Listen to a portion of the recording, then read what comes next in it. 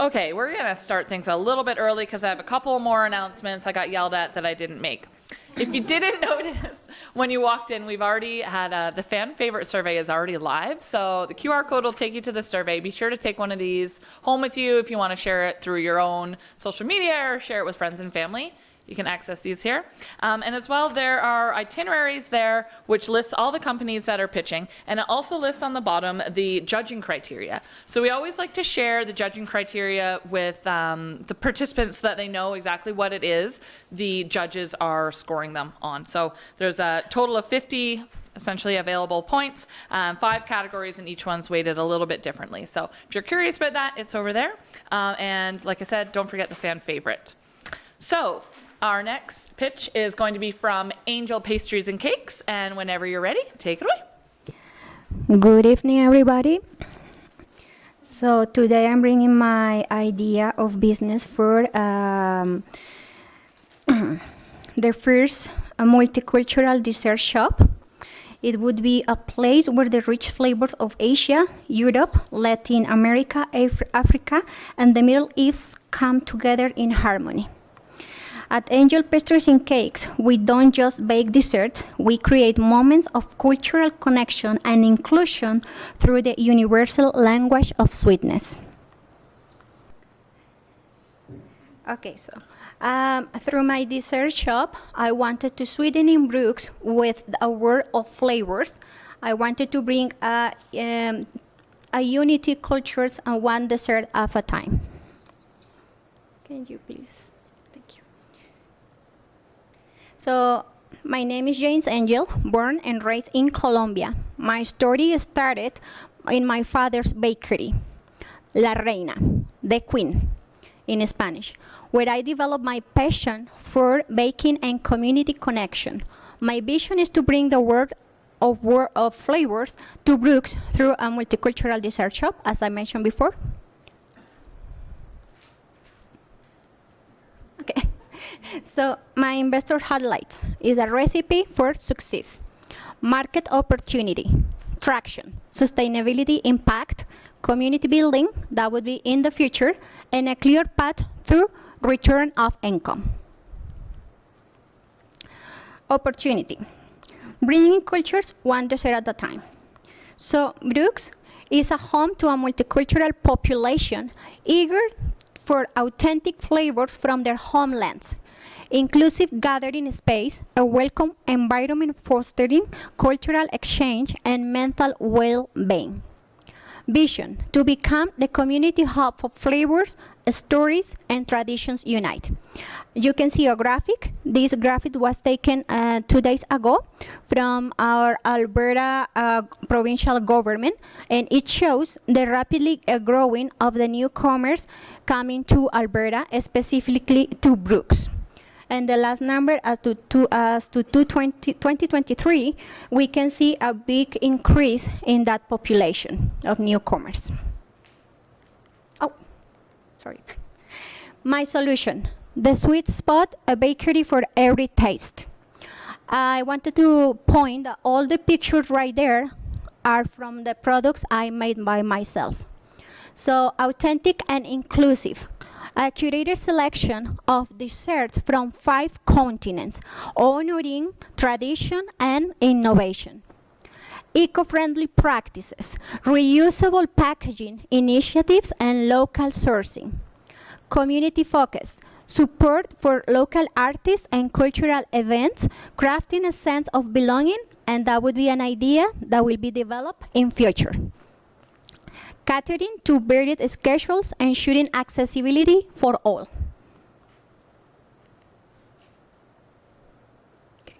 My market potential. So a growing appetite for connection and flavor. My target for market number 1 would be newcomers seeking affordable sweets from their homelands. My second target would be our local residents from surrounding communities eager to explore global flavors.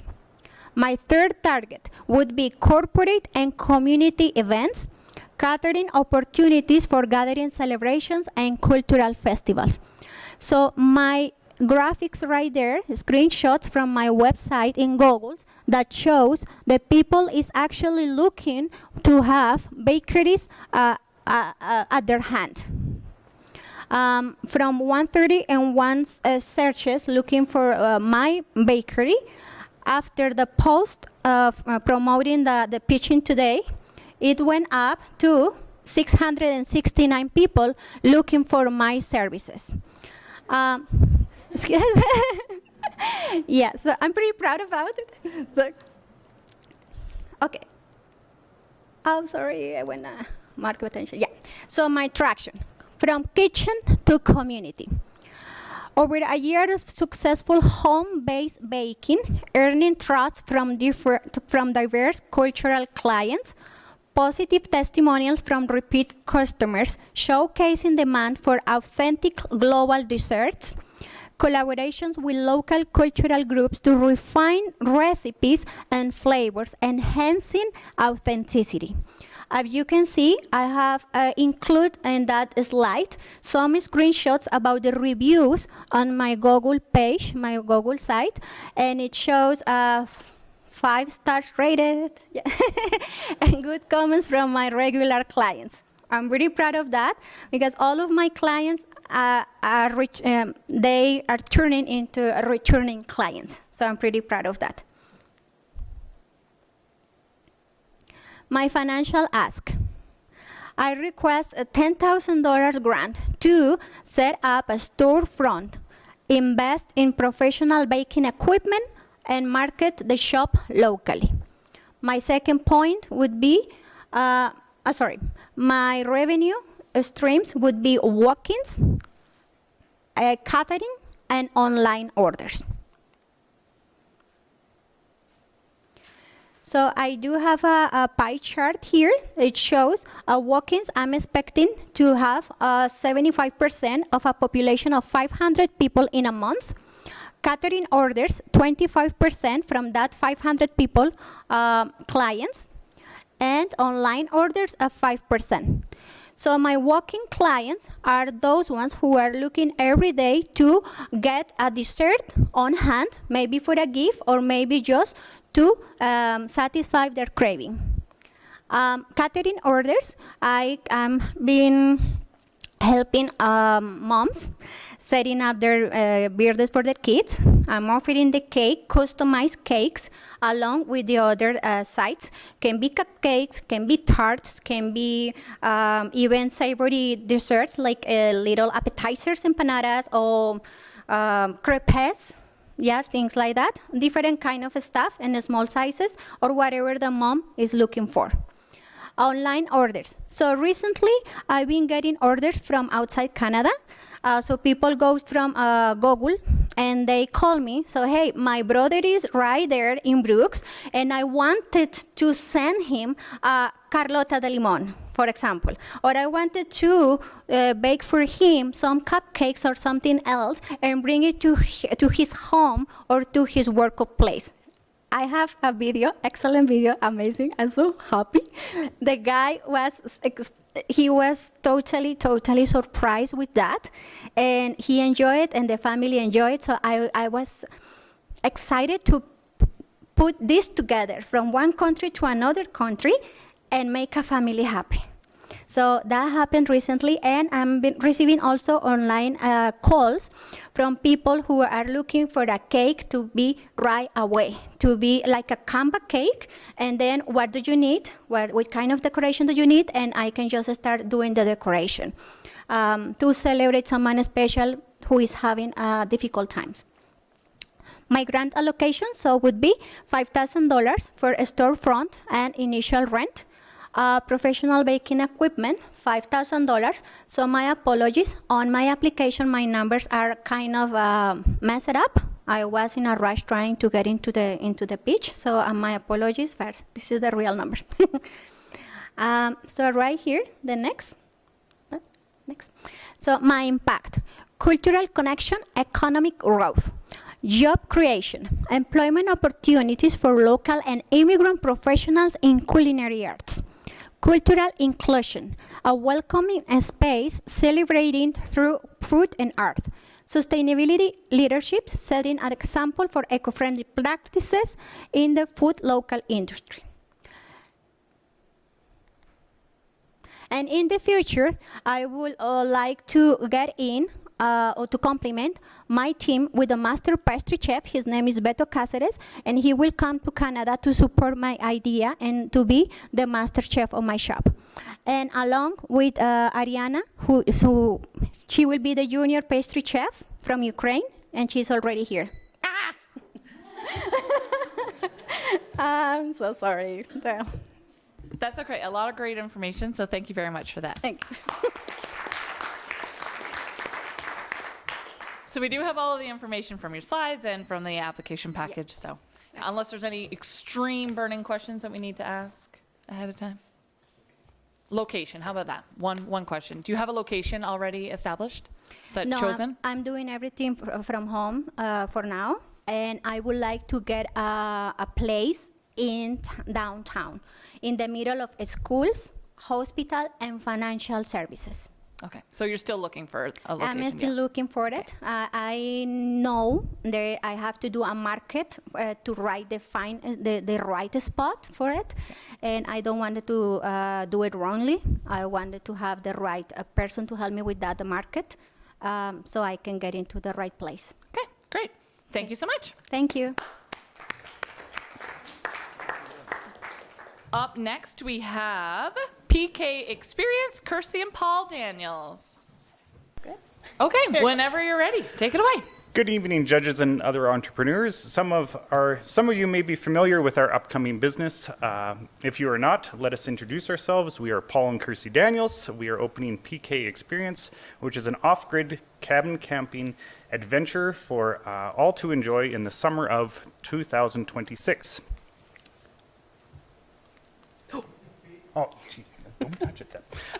Here are a few pictures of our home and of PK Experience. Our guests will not, I'm not that great. Our guests will not just unplug and recharge, but have the ability to get a sense of heritage, home, and hospitality.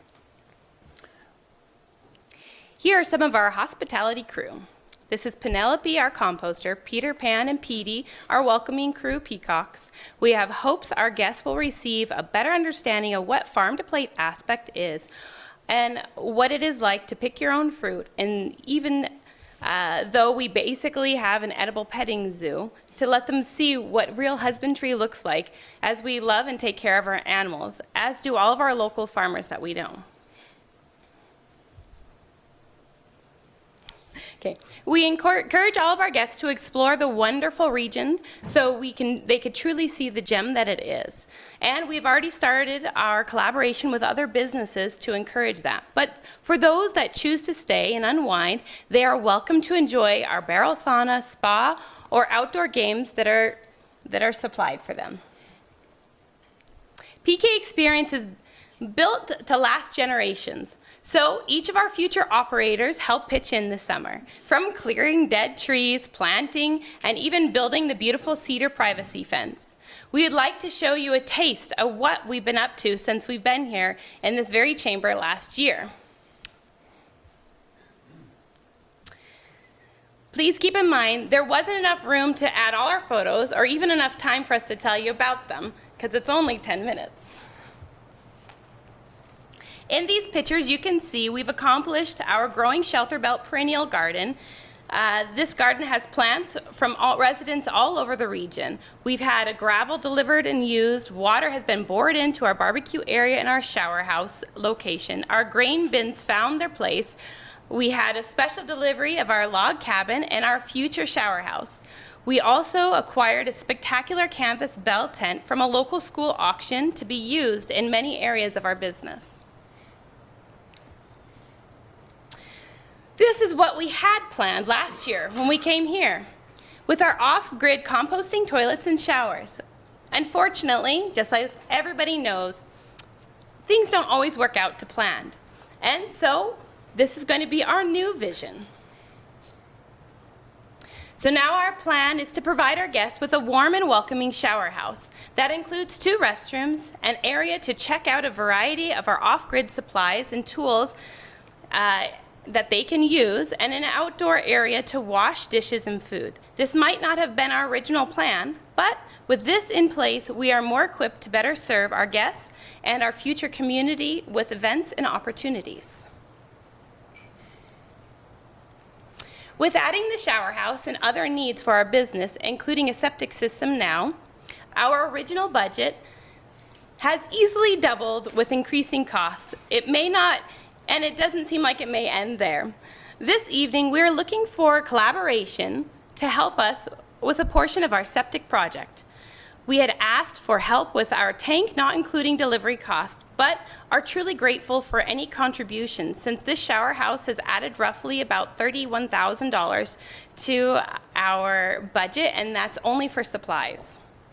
Once again, we are PK Experience, and we thank you for this opportunity to come here for NewGrow and for the local tourism in our region. Thank you. Thank you, Paul and Kersey. Do we have any questions from the judges? Kaylin does. Hi. I didn't get to watch your pitch last year because I had to run afterwards, but are you guys going to have any staff or anything, or is it just going to be family run all year round kind of thing? So we are only operational from May to October as the season allows us to be. Right now, it is going to be our family. We will have contractors in our spa that will take over because it's originally my spa on site. And so we'll have contractors coming in to do that. I think a lot of people that are going to have this off-grid experience and they want to have this feeling, they don't want a lot of people in their space. So we're allowing them to have this for themselves. So we're there to clean, we're there to help them if they need to buy some of the local steaks that we'll be providing or anything like that. But Awesome. Thank you. Okay. Larry, did you have a question? No, she answered it. Okay. Kelly? The questions I had were, so you haven't had any guests yet? You're still working up, you said, I just wanted to confirm 2026? yes. So it's going to be another year, Yes. right? We've done all the ground breaking things and got the permits that need to be in place. So, and then we've acquired our cabin this year, our grain bins, a lot of the other things. So we have a year now to construct everything so we can welcome guests. And we've been making our collaboration with other businesses to see how we can help them at the same time. So, Thank a lot you. of relationships. Other questions? Tony? Sorry, what would be your occupancy for? As of right now, we have 3 cabins that will be available. So each cabin will be made for 2 to 4 guests. Perfect, thank you. If someone wanted to do like a family reunion or something and people wanted to bring in trailers, is there room for more than just the cabin spaces? We have plenty of space at our facility. Like we had spoke to council prior to this, and we had said we have it's an upscale off-grid camping. So we will help people provide if they would like to do reunions and such. We don't want it to be a daily basis where people are bringing their camper here. It's a different kind of experience that they're going to be having. Yeah. Anything else? Very exciting. Okay, thank you. Thank you, guys.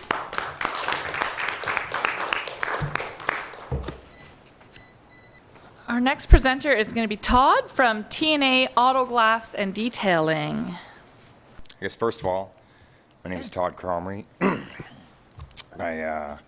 the owner of TNA Auto Glass and Detailing. I've been in business for about a year and a half. It's me and my wife. She does the detailing side of it, and I'm on the automotive glass install side. The system that I'm looking to implement into TNA Auto Glass is a fully independent lift and install system for the windshields of automotive glass and for a few larger vehicles. It only needs one person. It's all automated. It's a winch system that can lift the window out. As of right now, I I do 99% of the work. When it comes time to install the window, I need the assistance of somebody to basically lift the window up off my stands, put it into the vehicle. With this system, I don't have to interrupt the detailer or when she's at her other job, getting assistance to do it. It's all smooth operation by remote control, as you'll see in the video when we do play it. And it's the cost is just under $6,100. That being said, it eliminates having to have an employee that, besides myself, that would have to theoretically you keep them there for the whole day, because you're not going to find an employee that 4 times or 5 times a day when I'm installing the windows for 2 or 3 minutes per install. That's all you need. This makes it a one-man show sort of thing, and there's a lot of safety aspects because of this. It eliminates having 2 sets of hands to install the window, where mistakes can happen, leading to leaky windows or whatever. So one person sets the window in and goes from there. And this will be the video showing how the system works.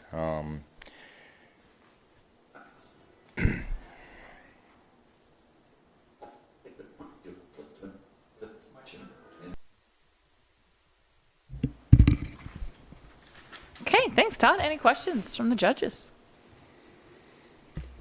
Lynette? So- Sorry, Kelly. Your turn.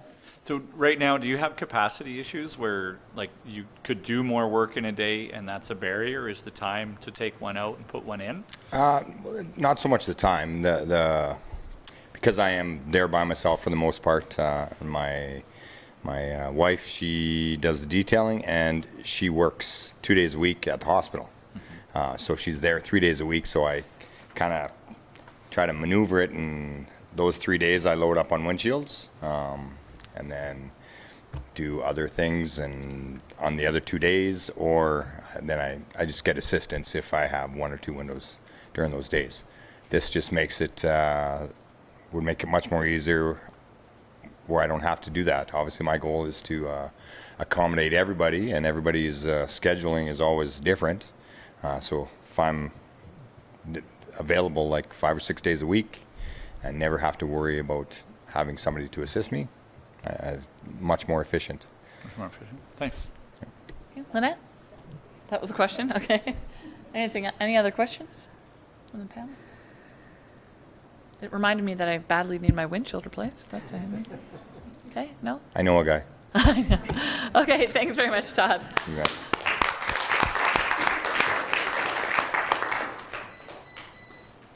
Our next small business that's going to be pitching is going to be 6D Wellness. We've got Robbie Lynn and Rebecca, and sorry, I don't know your name. Carol. Well, I'm sure we'll hear all about you guys.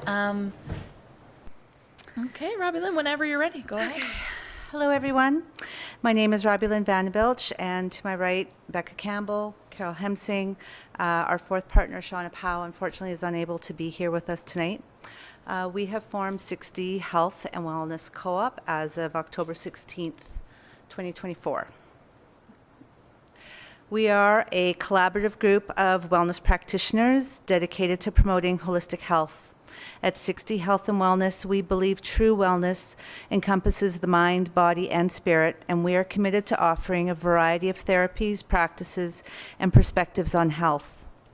By adopting the cooperative model, we aim to create a progressive and innovative space for our community.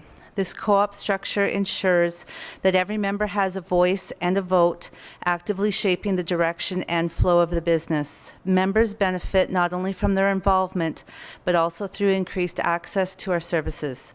The more they use the center, the greater the rewards. Our vision for 6D Health and Wellness includes becoming the go-to hub for all things health-related, working in collaboration with the medical system to enhance the well-being of Brooks residents and visitors, serving as a resource for energy healing, hypnotherapy, acupuncture, craniosacral therapy, herbal remedies, cognitive behavioral therapy, nutritional education, and more. to create a learning center where individuals can take an active role in improving their health outcomes, and providing outreach services to support specific demographics such as end-of-life care, Alzheimer's and dementia patients, and programs for children and families. To achieve this vision, we are establishing a dedicated center where wellness practitioners can collaborate and promote holistic health. This space includes 5 offices for full-time practitioners, a 700 square foot open area for movement, practices, classes, and workshops that will be available for rental as well, an office available for traveling practitioners to rent by the day, expanding access to specialized services otherwise not available locally, a retail space featuring curated products primarily from local artisans, promoting local spending and supporting the community. We are requesting $10,000 from the NewGrow Committee to complete renovations and purchase essential equipment, including stacking chairs and tables for classes, yoga mat sets, sauna towels, and retail shelving. We would also like to highlight our success and future potential in promoting tourism through wellness. Since 2018, myself and Shauna have organized dozens of wellness retreats, classes, and workshop series, consistently growing in attendance and popularity. With Carol and Becca now on board, we've expanded our offerings, drawing participants and practitioners from within and beyond the Brooks region. Highlights include hosting 4 popular wellness expos with over 100 attendees and dozens of vendors traveling from Calgary, Red Deer, Lethbridge, and Saskatchewan, as well as local vendors. Shauna's involvement in presenting wellness programs at Grassland School's Wellness Days and other events with well over 200 attendees. With our new center, we plan to host a variety of events, such as day and overnight retreats, corporate workshops, public and private classes, themed events like bachelorette parties, family reunions, holiday workshops, and wellness days for children and for corporations. Collaborations with local caterers, accommodations, parks and tourist attractions, enriching visitor experiences, and boosting regional tourism. We extend our heartfelt gratitude to the community and judges for allowing us to present our vision. This opportunity means the world to us, and we are excited about the prospect of creating a welcoming, health-focused hub that benefits Brooks and beyond. Thank you for your time, support, and belief in our mission.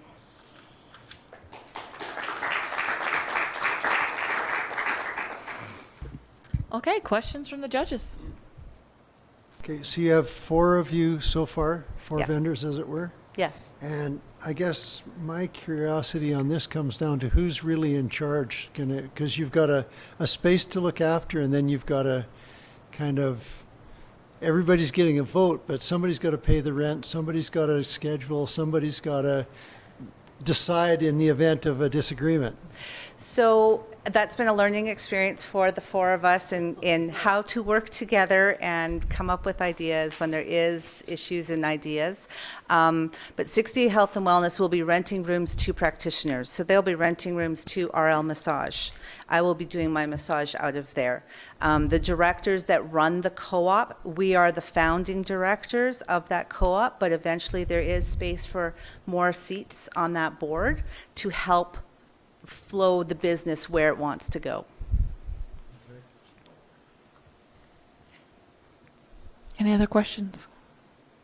Kelly's not going to ask the location question, so I will. You guys do, you guys do have a location that Yes. you're working on renovating, obviously. Where Yes, is it? we're partway through renovations right now. Okay. And where is it?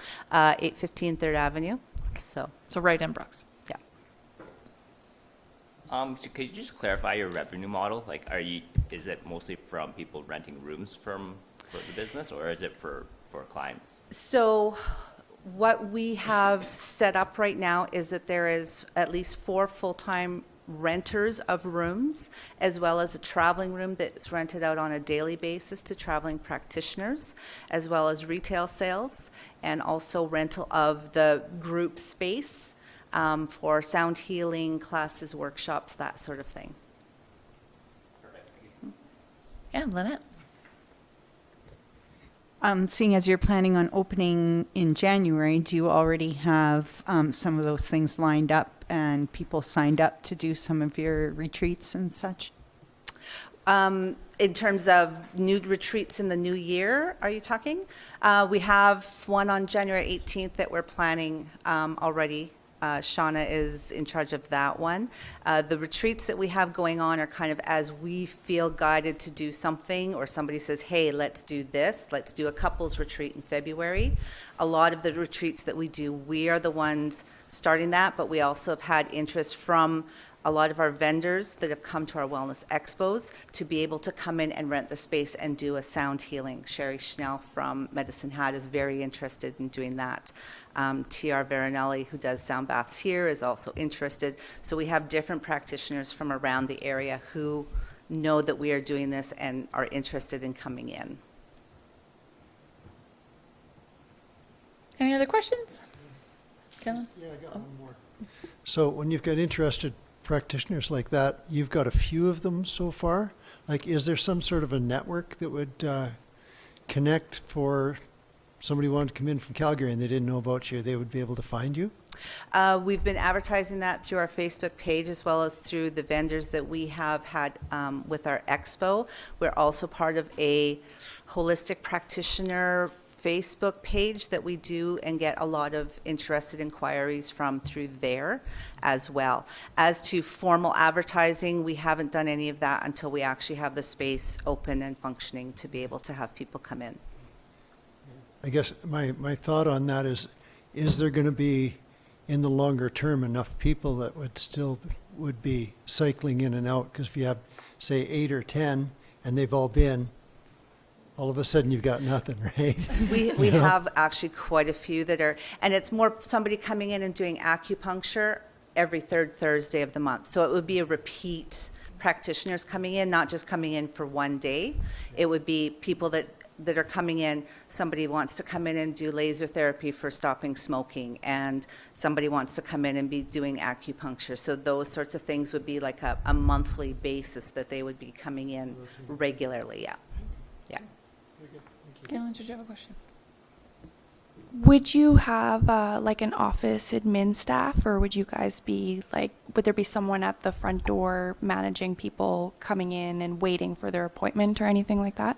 Eventually, we would like to be able to hire someone to do that. Right now, we've all committed to having a day that we each take turns to be that person.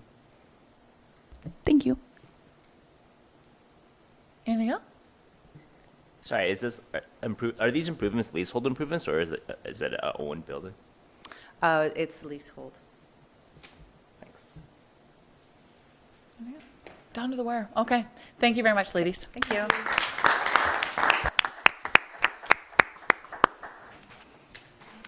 And our final business in the hot seat tonight is White Barn Fun Farm, and tonight we have Dennis. All right. So, I kind of got thrown into this for us or whatever, but we'll get right at it. So I'm Dennis Jackson. I'm part owner of White Barn Fun Farm just outside of town here. We've been in business for about 6 years. Most of you probably have heard of us or know of us or whatever. Lisa's right across the road and stuff.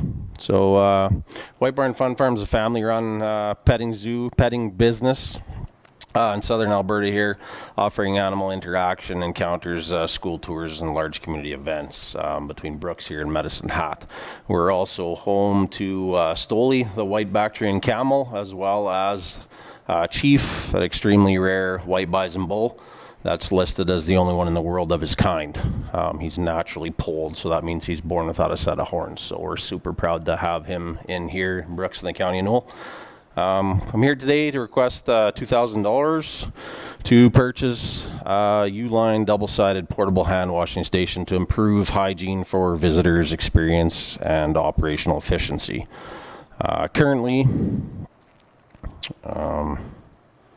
we use a smaller hand washing setup, and with the amount of people coming through, it tends to be non-efficient here. So it's only able to set up with about 30 hand washes and requires frequent refilling and stuff. So these stations that we have currently look like water jugs and lead to some kind of confusion sometimes as to what exactly they are and how to use them and the purposes of them. So hand washing at the farm is crucial after animals interaction to prevent the spread of germs, obviously. So the increased demand. So with growing visitors in numbers, especially large school groups or large tour groups that come through, anywhere from 50 to 120 people, we need a little bit more higher capacity solution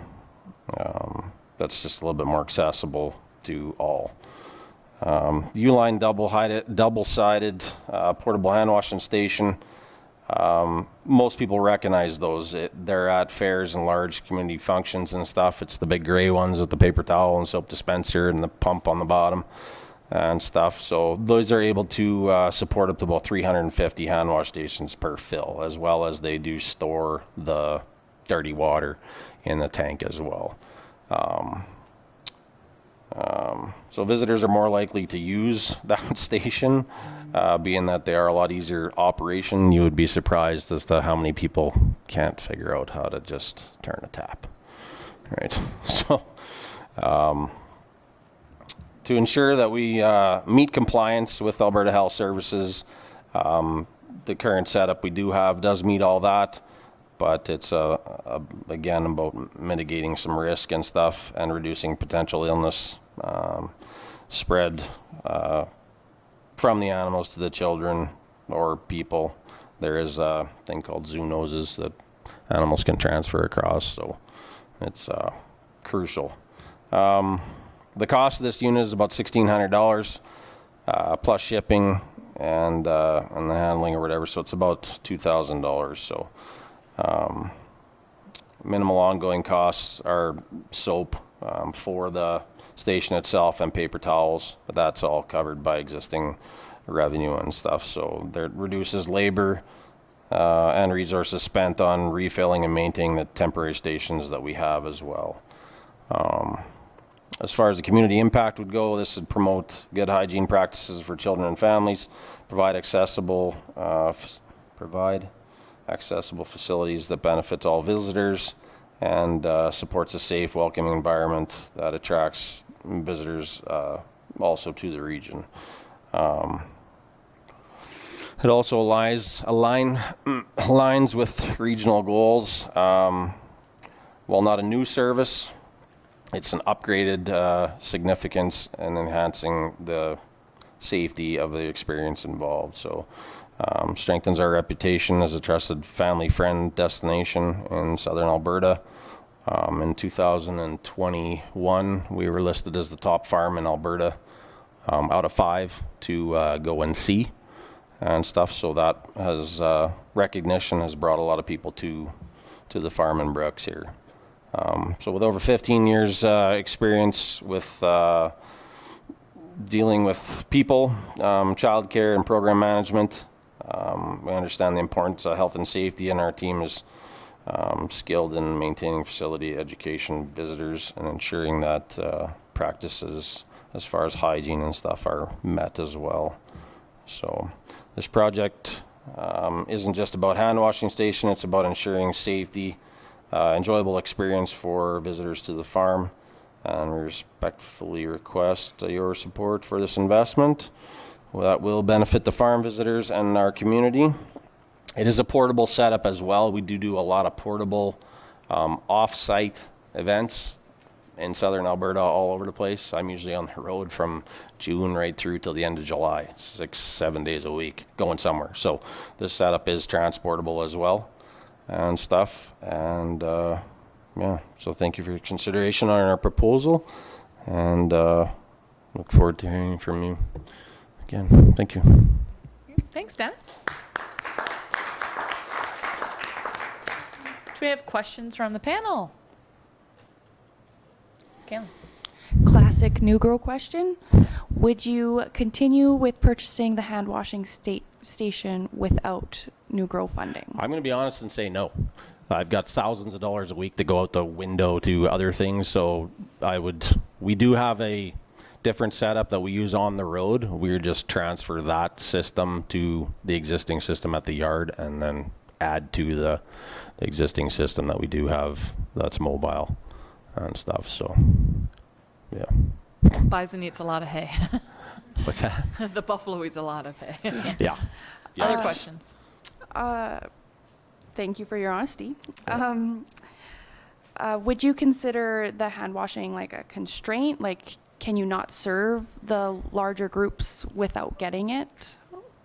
We do. It just takes a lot more organization. The systems the setup that we have is just a lot smaller.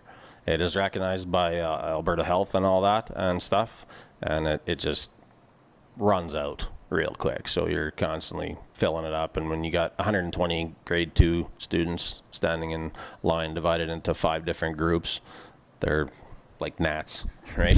So hand washing is not in their lean of things to do. So this will just be a lot more efficient and stuff, a lot more faster. Awesome. Thank you. Thank you. Other questions? Kelly? So you've been in operation for a while. It's a viable business. 6 years? Yeah, you betcha. You've been growing every year. You've had Yes. decent revenues. And Yeah, we have 3 major contracts in the city of Medicine Hat. I'm the prime livestock contractor for the city of Medicine Hat and stuff. So we have, as well as a lot of town and city functions in southern Alberta. You know, everybody has their Canada Day celebration, or Balkan has their Spock Day program, our weekend that they do, and whatever. We have petting zoo all over the place, as well as tours at the farm itself, 6-7 days a week. So. Thank you. Yeah. I believe last time you guys were here, were talking about website upgrades. Yes. Did you guys see that through, and has We that did. helped your business out? Yeah, there's been an increase of at least 25 to 30% in traffic alone on the website and stuff. And we have had people from Saskatchewan, Manitoba, tourists passing through that have found the website, booked a tour, come on out and stuff. We see anywhere from 2,500 to 3,000 visitors from about June to on to August that are, weekenders here for the weekend and stuff. We're passing through, and we refer them from the farm to Brooks for dinners and hotels and whatever they looking for, right? So Greenhouses. yeah. Yeah. Okay. Yeah. Any other questions, judges? Okay, thank you very much, Dennis. You betcha. Thank you.